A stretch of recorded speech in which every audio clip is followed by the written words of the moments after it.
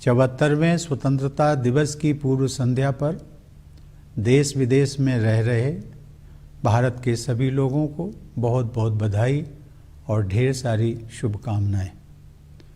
15 अगस्त को हम सब तिरंगे को लहराते हुए स्वाधीनता दिवस समारोह में भाग लेकर और देशभक्ति से भरे गीत सुनकर उत्साह से भर जाते हैं।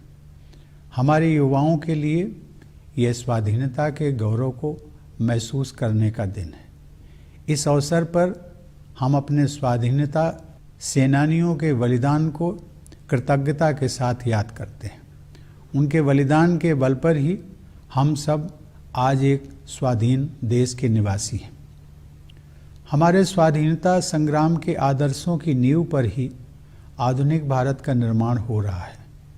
हमारे दूरदर्शी राष्ट्र नायकों ने अपने विविध विचारों को राष्ट्रीयता के एक सूत्र में पिरोया था। उनकी साझा प्रतिबद्धता थी देश को दमनकारी विदेशी शासन से मुक्त कराना और भारत माता की संतानों के भविष्य को सुरक्षित करना। उन्होंने अपने कार्यकलापों से आधुनिक राष्ट्र के रूप में भारत की पहचान को मूर्त रूप प्रदान किया। हम सौभाग्यशाली हैं कि महात्मा गांधी हमारे स्वाधीनता आंदोलन के मार्गदर्शक रहे। उनके व्यक्तित्व में एक संत और राजनेता का जो समन्वय दिखाई देता है वह भारत की मिट्टी में ही संभव था। सामाजिक संघर्ष, आर्थिक समस्याओं और जलवायु परिवर्तन से परेशान आज की दुनिया गांधी जी की शिक्षाओं में समाधान पाती है। समानता और न्याय के लिए उनकी प्रतिबद्धता हमारे गणतंत्र का मूल मंत्र है।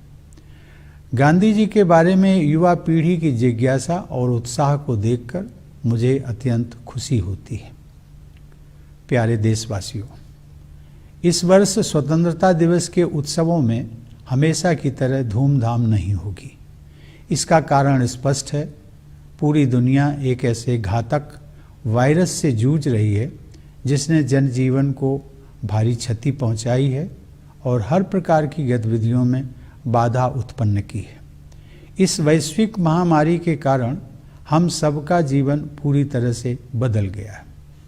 यह बहुत आश्वस्त करने वाली बात है कि इस चुनौती का सामना करने के लिए केंद्र सरकार ने पूर्व अनुमान करते हुए समय रहते प्रभावी कदम उठा लिए थे। इन असाधारण प्रयासों के बल पर घनी आबादी और विविध परिस्थितियों वाले हमारे विशाल देश में इस चुनौती का सामना किया जा रहा है।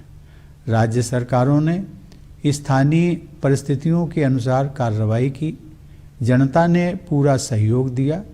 इन प्रयासों से हमने वैश्विक महामारी की विकरालता पर नियंत्रण रखने और बहुत बड़ी संख्या में लोगों के जीवन की रक्षा करने में सफलता प्राप्त की है। यह पूरे विश्व के सामने एक अनुकरणीय उदाहरण है। राष्ट्र उन सभी डॉक्टरों, नर्सों तथा अन्य स्वास्थ्य कर्मियों का ऋणी है जो कोरोना वायरस के खिलाफ इस लड़ाई में अग्रिम पंक्ति के योद्धा रहे हैं। दुर्भाग्यवश उनमें से अनेक योद्धाओं ने इस महामारी का मुकाबला करते हुए अपने जीवन का बलिदान दिया है। ये हमारे राष्ट्र के आदर्श सेवा योद्धा हैं। इन कोरोना योद्धाओं की जितनी भी सराहना की जाए वह कम है। ये सभी योद्धा अपने कर्तव्य की सीमाओं से ऊपर उठकर लोगों की जान बचाते हैं और आवश्यक सेवाओं की उपलब्धता सुनिश्चित करते हैं। ऐसे डॉक्टर, स्वास्थ्यकर्मी, आपदा प्रबंधन दलों के सदस्य, पुलिसकर्मी, सफाई कर्मचारी, डिलीवरी स्टाफ, परिवहन, रेल और विमानन कर्मी, विभिन्न सेवा प्रदाता, सरकारी कर्मचारी, समाज सेवी संगठन और उदार नागरिक अपने साहस तथा निस्वार्थ सेवा के प्रेरक उदाहरण प्रस्तुत कर रहे हैं।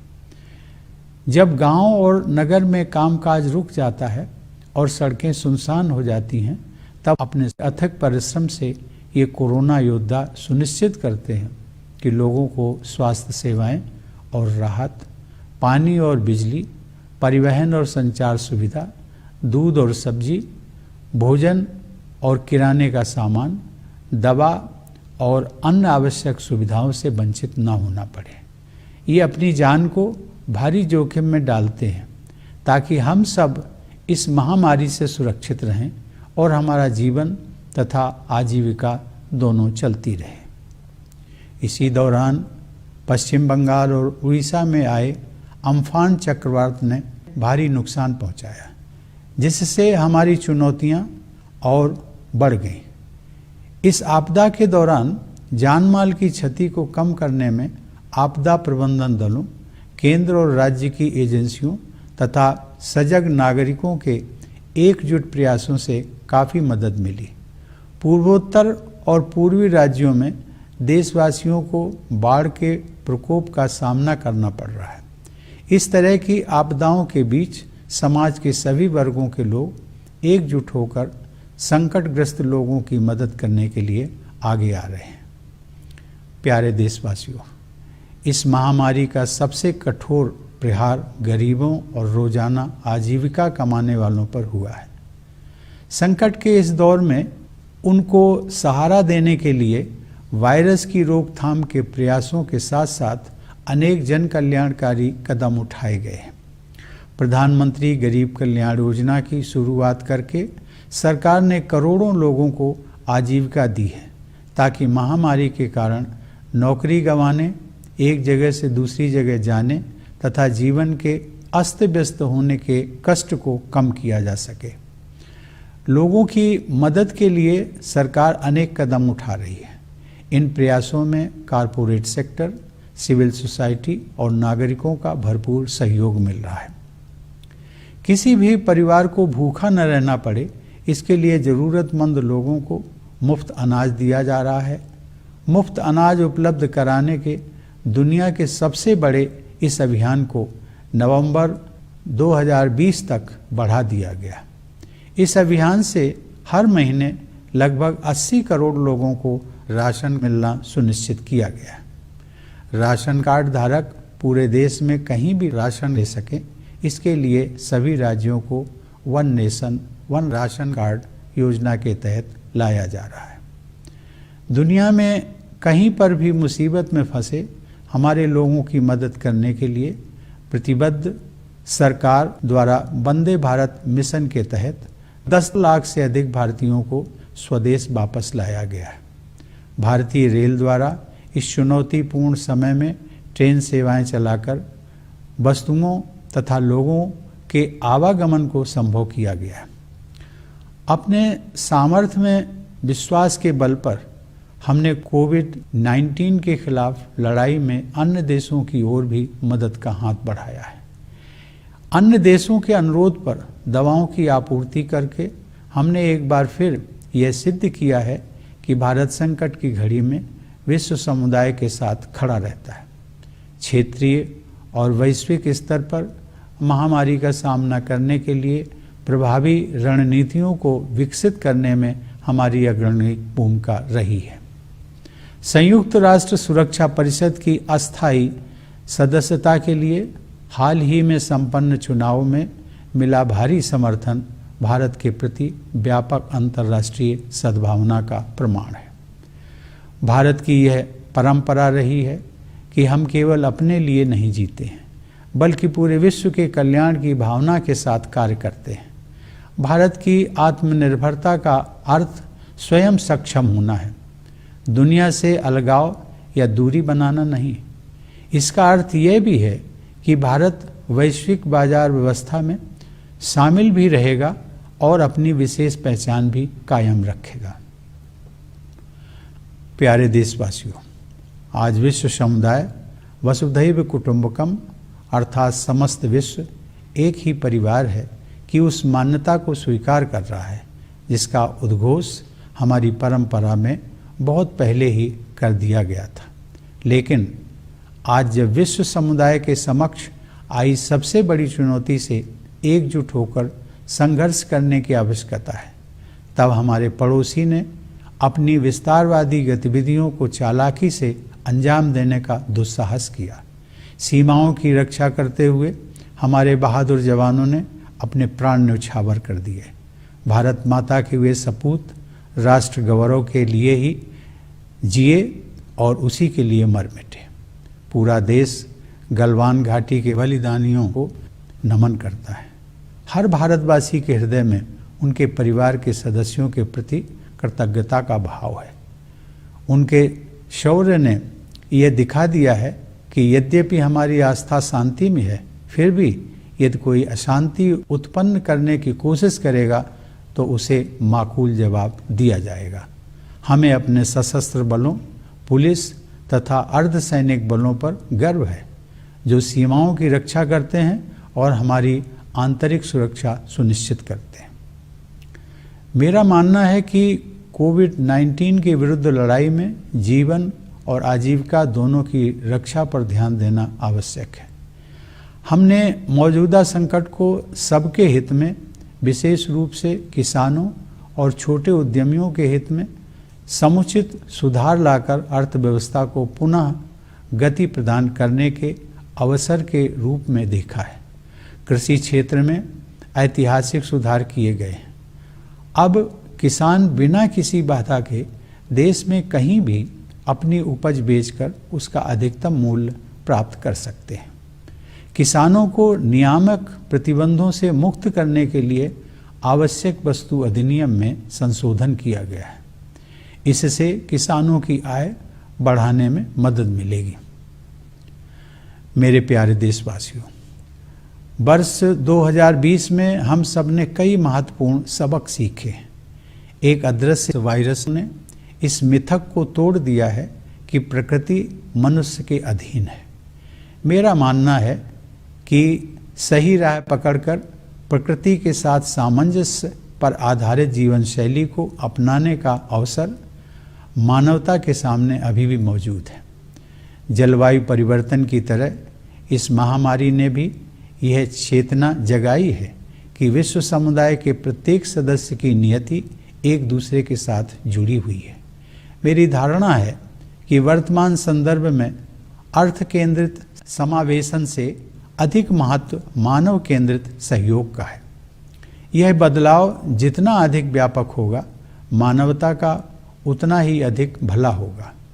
21वीं सदी को उस सदी के रूप में याद किया जाना चाहिए जब मानवता ने मतभेदों को दरकिनार करके धरती माँ की रक्षा के लिए एकजुट प्रयास किए।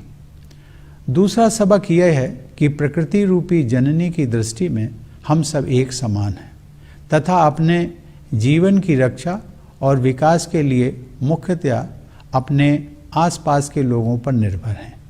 कोरोना वायरस मानव समाज द्वारा बनाए गए कृत्रिम विभाजनों को नहीं मानता है। इससे यह विश्वास पुष्ट होता है कि मनुष्यों द्वारा उत्पन्न किए गए हर प्रकार के पूर्वाग्रह और सीमाओं से हमें ऊपर उठने की आवश्यकता है। भारतवासियों में परस्पर सहयोग और करुणा की भावना दिखाई देती है। हमें अपने आचरण में इस सद्गुण को और अधिक समाविष्ट करना चाहिए, तभी हम सबके लिए बेहतर भविष्य का निर्माण कर सकते हैं। तीसरा सबक स्वास्थ्य सेवा को और मजबूत करने से जुड़ा है। सार्वजनिक अस्पतालों और प्रयोगशालाओं ने कोविड-19 का सामना करने में अग्रणी भूमिका निभाई है। सार्वजनिक स्वास्थ्य सेवाओं के कारण गरीबों के लिए इस महामारी का सामना करना संभव हो पाया है। इसलिए इन सार्वजनिक स्वास्थ्य सुविधाओं को और अधिक विस्तृत व सुदृढ़ बनाना होगा। चौथा सबक विज्ञान और प्रौद्योगिकी से संबंधित है।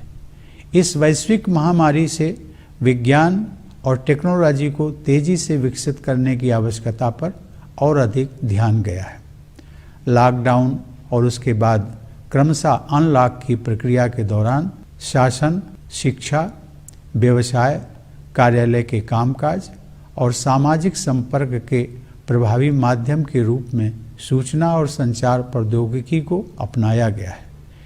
इस माध्यम की सहायता से सभी भारतीयों का जीवन बचाने और कामकाज को फिर से शुरू करने के उद्देश्यों को एक साथ हासिल करने में मदद मिली है। केंद्र एवं राज्य सरकारों के कार्यालय अपने कार्यों के निर्वहन के लिए बड़े पैमाने पर वर्चुअल इंटरफेस का उपयोग कर रहे हैं। न्याय प्रदान करने के लिए न्यायपालिका ने वर्चुअल कोर्ट की कार्रवाई को अपनाया है। वर्चुअल कॉन्फ्रेंस आयोजित करने तथा अन्य अनेक गतिविधियों को संपन्न करने के लिए राष्ट्रपति भवन में भी हम प्रौद्योगिकी का उपयोग कर रहे हैं। आईटी और संचार उपकरणों की सहायता से डिस्टेंस एजुकेशन तथा ई लर्निंग को बढ़ावा मिला है। कई क्षेत्रों में अब घर से काम करने का ही प्रचलन हो गया है। प्रौद्योगिकी की सहायता से सरकारी और निजी क्षेत्रों के अनेक प्रतिष्ठानों द्वारा सामान्य स्तर से कहीं अधिक कामकाज करके अर्थव्यवस्था को गति प्रदान की गई है। इस प्रकार हमने यह सबक सीखा है कि प्रकृति से सामंजस्य रखते हुए विज्ञान और प्रौद्योगिकी को अपनाने से हमारे अस्तित्व और विकास की निरंतरता को बनाए रखने में सहायता मिलेगी। ये सभी सबक पूरी मानवता के लिए उपयोगी सिद्ध होंगे। आज की युवा पीढ़ी ने इन्हें भली भांति आत्मसात किया है और मुझे विश्वास है कि इन युवाओं के हाथों में भारत का भविष्य सुरक्षित है।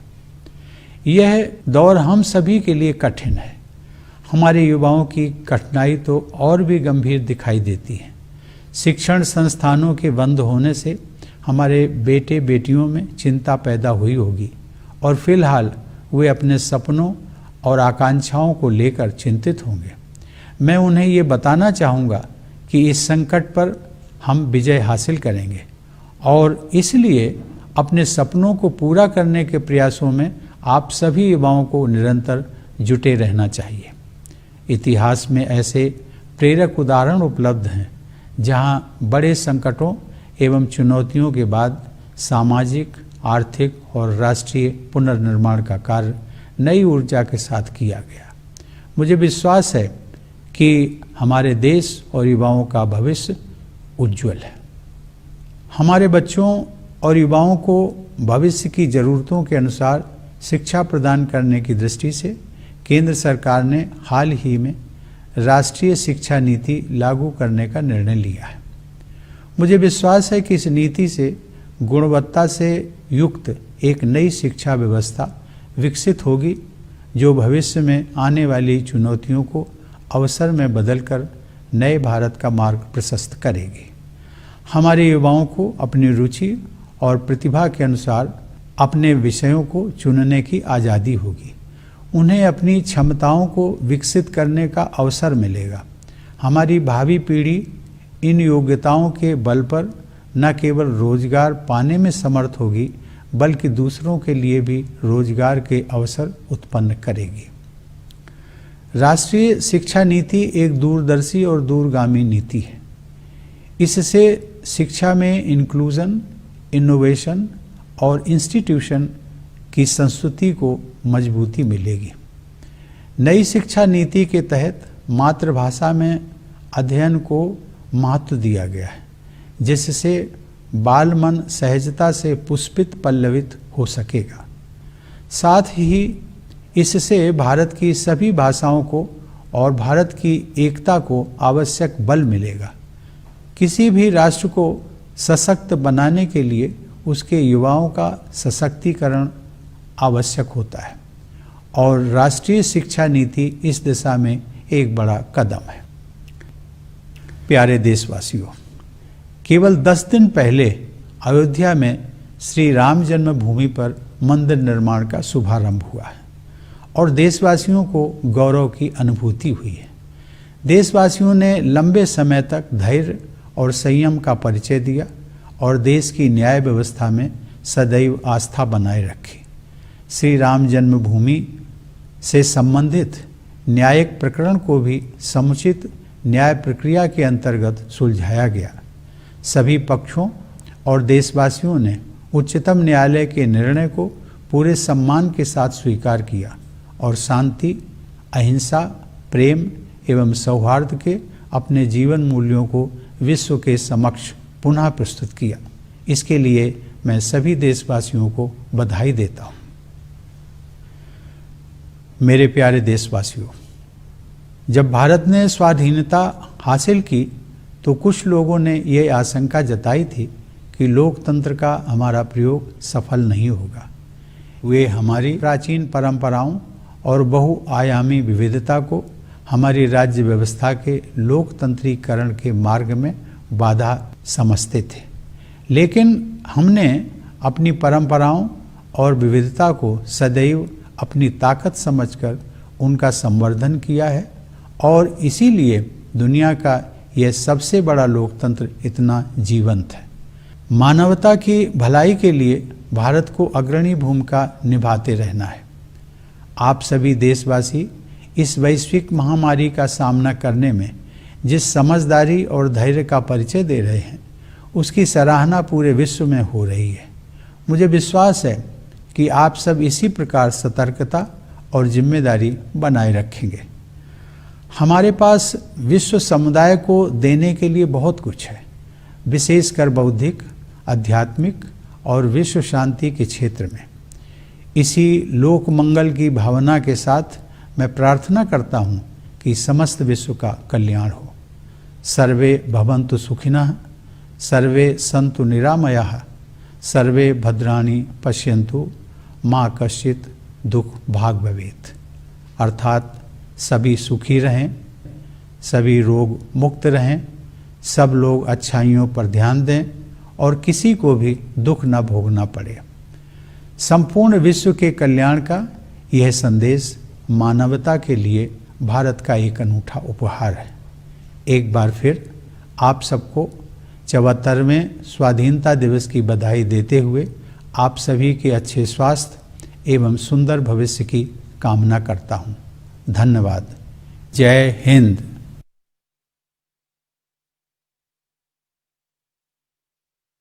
My dear fellow citizens, Namaskar.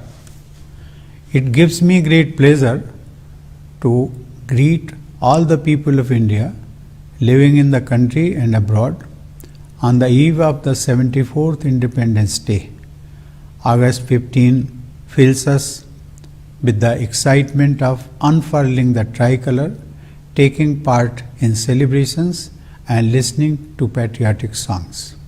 On this day, the youth of India should feel the special pride of being citizens of a free nation. We gratefully remember our freedom fighters and martyrs whose sacrifices have enabled us to live in an independent nation. The ethos of our freedom struggle forms the foundation of modern India. Our visionary leaders brought together a diversity of worldviews to forge a common national spirit. They were committed to the cause of liberating Bharat Mata from oppressive foreign rule and securing the future of our children. Their thoughts and actions shaped the identity of India as a modern nation. We are fortunate that Mahatma Gandhi became the guiding light of our freedom movement. As much a saint as a political leader, he was a phenomenon that could have happened only in India. Troubled by social strife, economic problems, and climate change, the world seeks relief in Gandhiji's teachings. His quest for equality and justice is the mantra for our republic. I am glad to see the younger generations rediscover Gandhiji.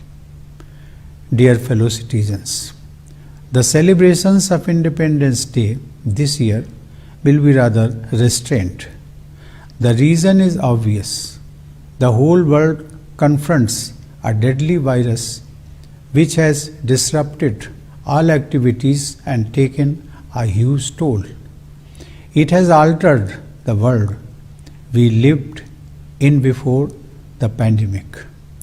It is very reassuring to note that the central government, while anticipating the tremendous challenge, responded effectively and well in time. For a country so vast and diverse with high population density, meeting this challenge requires superhuman efforts. All state governments took measures in accordance with local circumstances. People also supported wholeheartedly. With our committed efforts, we have succeeded in containing the magnitude of the pandemic and saving a large number of lives. This is worth emulating by the wider world. The nation is indebted to doctors, nurses, and other health workers who have been continuously on the forefront of our fight against this virus. Unfortunately, many of them have lost their lives battling the pandemic. They are our national heroes. All corona warriors deserve high praise. They go much beyond their call of duty to save lives and ensure essential services. These doctors, health workers, members of disaster management teams, police personnel, sanitation workers, delivery staff, transportation, railway and aviation personnel, providers of various services, government employees, social service organizations, and generous citizens have been scripting inspiring stories of courage and selfless service. When cities and towns go quiet and roads are deserted, they work tirelessly to ensure that people are not deprived of health care and relief, water and electricity, transport and communication facilities, milk and vegetables, food and groceries, medicine and other essentials. They risk their own lives to save our life and livelihood. Amid this crisis, Cyclone Amphan hit us in West Bengal and Odisha. Concerted response of disaster management teams, central and state agencies, and alert citizens helped minimize loss of life.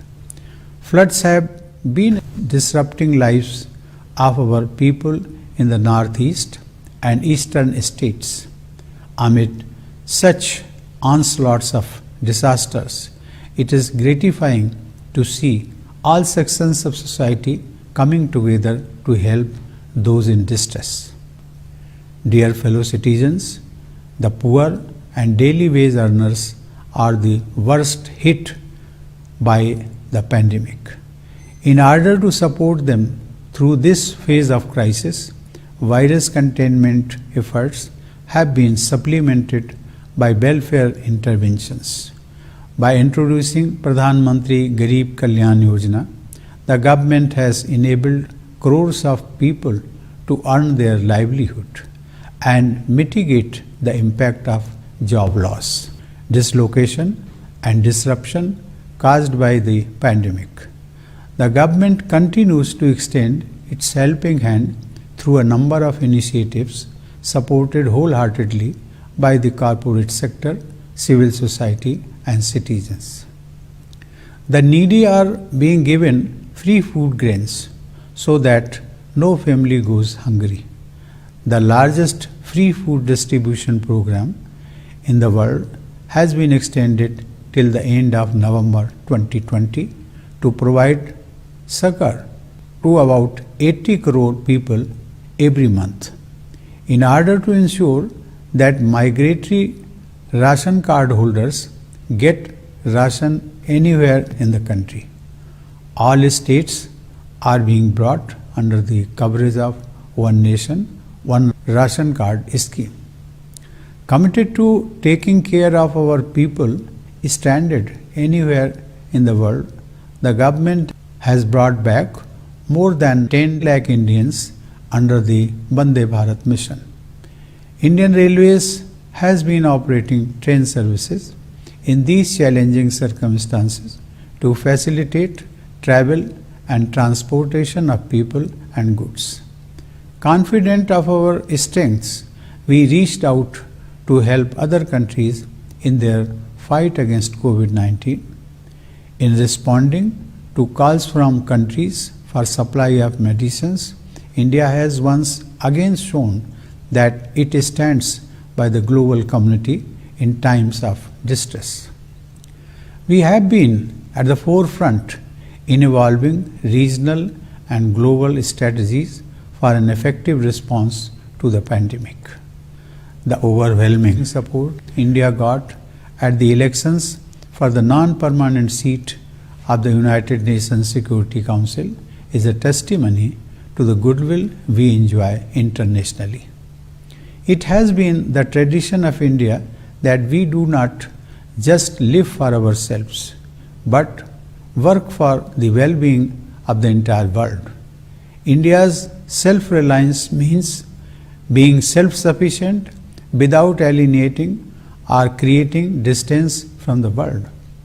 It implies that India will continue to engage with the world economy while maintaining its identity. Dear fellow citizens, the world now realizes what our sages had said long ago. The global community is but one family, Vasudhaiva Kutumbakam. However, even while the world community needs to fight together against the greatest challenge before humanity, some in our neighborhood tried to carry out their misadventure of expansion.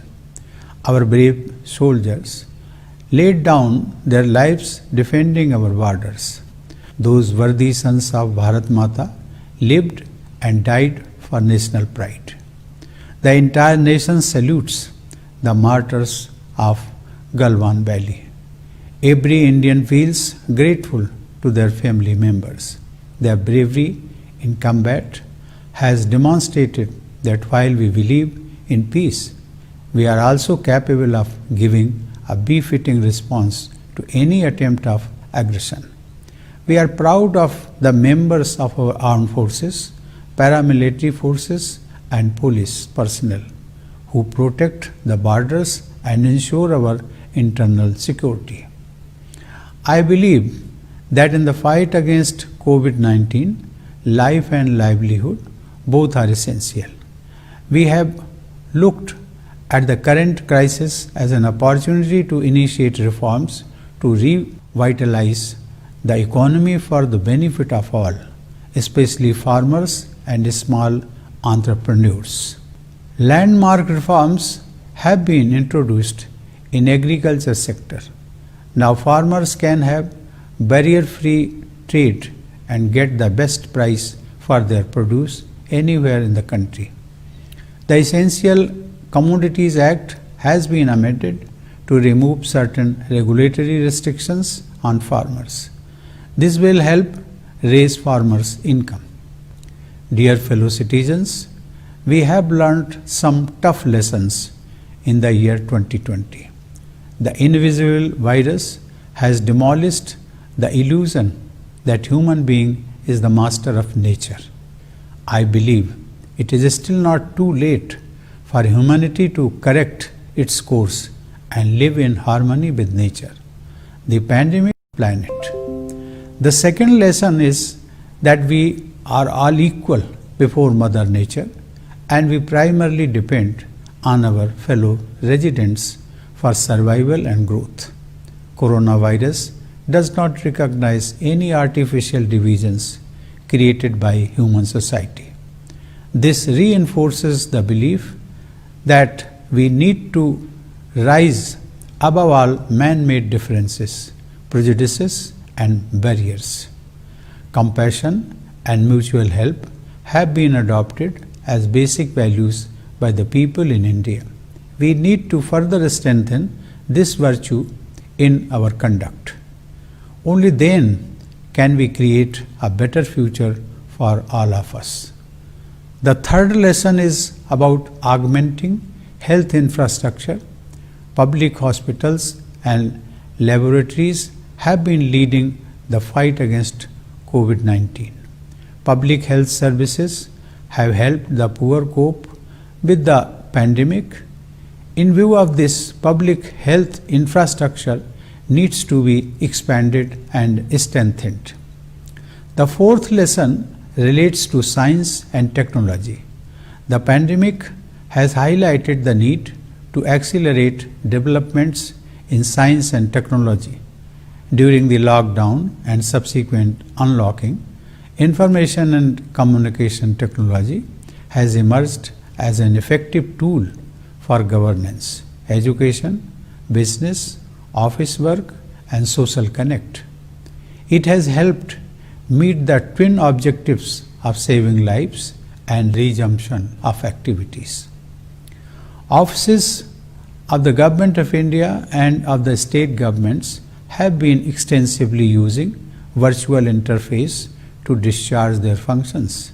The judiciary has been conducting virtual court proceedings to deliver justice. In Rashtrapati Bhavan also, we have used technology to conduct virtual conferences and carry out many activities. IT and communication tools have promoted e-learning and distance education. Work from home has become the norm in many sectors. Technology has enabled certain establishments in government and private sectors to work overtime to keep the wheels of the economy running. Thus, we have learnt the lesson that adoption of science and technology in harmony with nature will help sustain our survival and growth. These lessons will prove useful to humanity. The younger generation has learnt the lessons well, and I believe that the future of India is safe in their hands. These are difficult times for all of us, more so for our youth. The closure of our educational institutions would have caused anxiety among our girls and boys, casting a shadow over their dreams and aspirations for the time being. However, I would like them to remember that these difficult times won't last, and they should not give up working for their dreams. The past is full of inspiring examples of exciting reconstruction of societies, economies, and countries after such devastations. I am sure that our country and youth have a bright future. With a view to providing futuristic education to our children and youth, the central government has decided to implement the National Education Policy. I am confident that with the implementation of this policy, a new quality education system will be developed, and this will transform the future challenges into opportunities, paving the way for a new India. Our youth will be able to freely choose their subjects according to their interests and talents. They would have an opportunity to realize their potential. Our future generations will not only be able to get employment on the strength of such abilities, but will also create employment opportunities for others. The National Education Policy spells a long-term vision with far-reaching impact. It will strengthen the culture of inclusion, innovation, and institution in the sphere of education. Imparting education in the mother tongue has been given emphasis in order to help young minds grow spontaneously. This will strengthen Indian languages as well as the unity of the country. Youth empowerment is essential for building a strong nation. The National Education Policy is a right step in this direction. My dear fellow citizens, only 10 days ago, construction of the temple at Sri Ram Janmabhoomi began in Ayodhya. It was indeed a moment of pride for all. People of the country maintained restraint and patience for a long time and reposed unflinching trust in the judicial system. The issue of Ram Janmabhoomi was resolved through judicial process.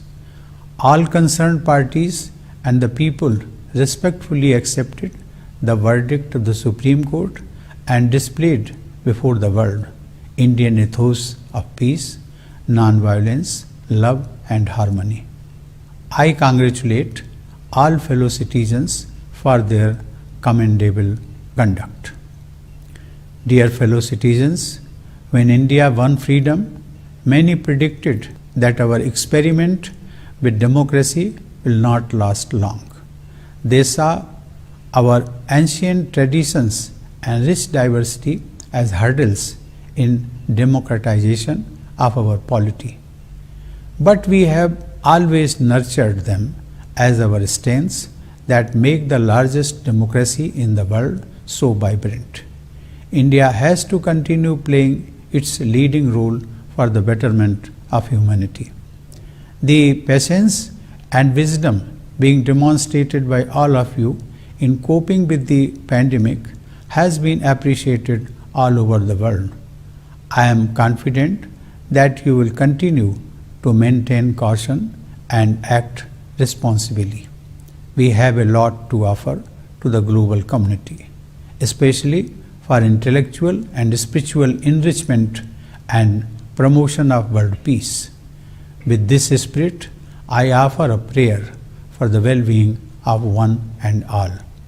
Sarve bhavantu sukhina, sarve santu niramaya, sarve bhadrani pashyantu, ma kasyit dukpag bhavet. It means, may all be happy, may all be free from illness, may all see what is auspicious, may no one come to grief. The message of this prayer for universal well-being is India's unique gift to humanity. I once again congratulate you on the eve of 74th Independence Day. I wish you good health and a bright future. Thank you. Jai Hind.